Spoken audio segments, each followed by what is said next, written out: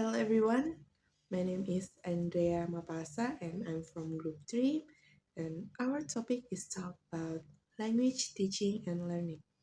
Language teaching and learning play a central role in education because teaching involves delivering information to guide learners, while learning is the active process through which students acquire language skills such as listening, speaking, reading, and writing. More than grammar rules or vocabulary lists, language is a tool for communication, identity, and cultural understanding. In today's globalist world, mastering additional language is no longer optional but essential, especially with English function as a global lingua franca. Understanding how languages are taught and learned helps educators design meaningful instruction, select suitable methods such as task-based learning or the communicative approach, and adjust teaching to meet learners' different needs. It also allows teachers to support diverse learning styles, provide better feedback, and foster learner autonomy. For students, understanding this process increases motivation, build metacognitive awareness, and help them set goals, monitor progress, and adopt effective learning strategies. Language learning is also proven to strengthen cognitive abilities, develop problem-solving skills, and enhance cultural empathy. Overall, studying the process of language teaching and learning is crucial for creating effective, inclusive, and future-oriented education. One relevant example can be seen in Voicely article on the use of social media in English language teaching. Social media has shifted from a simple communication tool into an important learning resource, offering flexible, interactive environments through platforms like YouTube, Facebook, WhatsApp, and Instagram. However, the research highlights several gaps, such as the need for more structured strategies to integrate social media into formal lessons, deeper analysis of how peer interaction affects learning outcomes, and stronger attention to content quality and digital ethics. The use of social media in language learning is supported by Meyer theories, social learning theory, which emphasizes learning through observation and imitation, constructivism, and social cultural theory, which underline the importance of meaningful social interaction, and the communicative language teaching approach, which aligns with the real life communication opportunities provided by social media. Research in this era commonly use mixed methods, including surveys, interviews, and case studies to understand learning behaviors. Findings consistently show that social media boosts motivation, confidence, and language skills, with YouTube being the most frequently used platform. Students tend to interact more with peers than teachers, showing strong collaborative patterns. At the same time, challenges such as distractions, unequal digital access, and online learning quality still persist. In conclusion, social media has the potential to become a powerful facilitator of language learning. To maximize its benefits, teachers must integrate it thoughtfully into the curriculum and guide students to use it critically, ethically, and purposefully. Background and research gap. We know that scaffolding is widely recognized as an effective strategy in language learning. However, only a limited number of studies explain how scaffolding is actually practiced in real EFL classroom, especially from the teacher point of view. Therefore, the study aims to fill that gap by examining the teacher concrete scaffolding practice and exploring how she perceives the benefit of scaffolding for her students. Theoretical foundation. This research is based on Vygotsky zone of proximal development or ZPD. In this theory, scaffolding is described as temporary support, such as modeling, questioning, or giving feedback, that helps students reach a higher level of learning until they can work independently. The study also applies perfection theory to understand how the teacher interprets the role of scaffolding in a non-English speaking context like Indonesia. Research methods. The research used a descriptive qualitative method. They observed to classroom session and conducted a semi-structured interview with the English teacher of class 6. The data were analyzed using Mayos, Huberman, and Saldanha's four stage. First, data collection. Second, data condensation. The third, data display. And the last, conclusion drawing. Research finding. The findings reveal that the teacher perfection were consistent with her actually classroom practice. She believed that scaffolding helps students build confidence, activities their prior knowledge, and encourage them to become more independent learners. In the classroom, the teacher applies six scaffolding strategies. Number one, modeling, showing students how to complete text. Number two, question and answering, guiding students with question. Number three, feedback, giving immediate responses to students' work. Number four, breaking down text, simplifying complex text into smaller steps. Number five, direct assistance, helping students that when they struggle. Number six, providing research, especially through digital tools like Google Classroom, Moodle, Quizlet, and YouTube. These strategies help students understand the lesson more easily and increase their active participation. Hello everyone, my name is Fafak Sansha Urandeng and I am from Group 3. Challenges faced by English teacher in teaching. Case study of junior high school in Banjarnegara, Regency.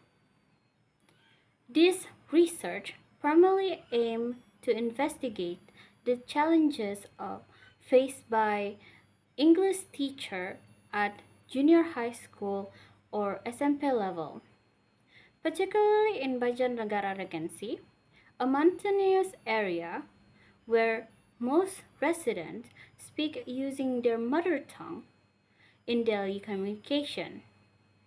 The study also seeks to identify solution or recommendation proposed by teachers to address these challenges.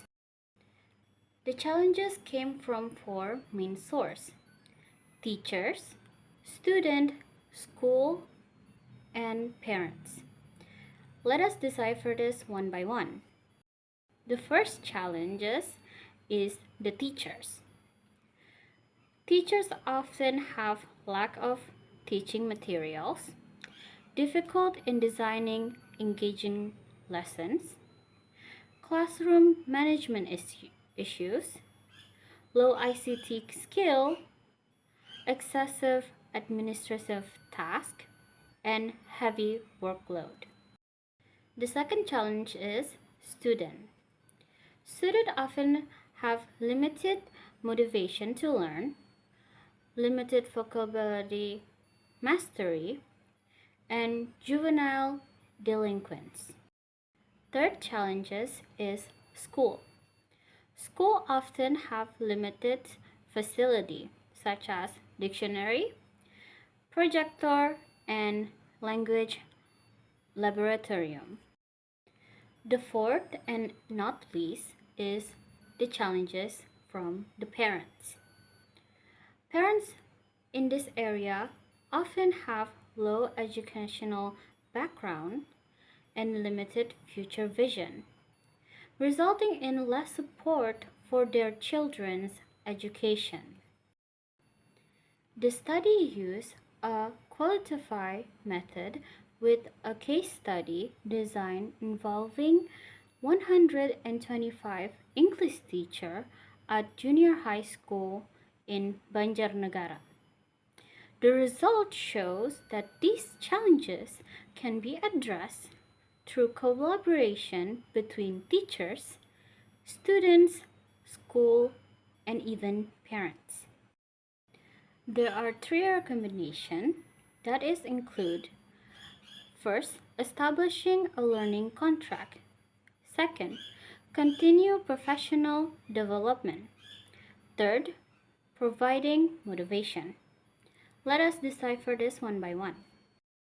First, establishing a learning contract.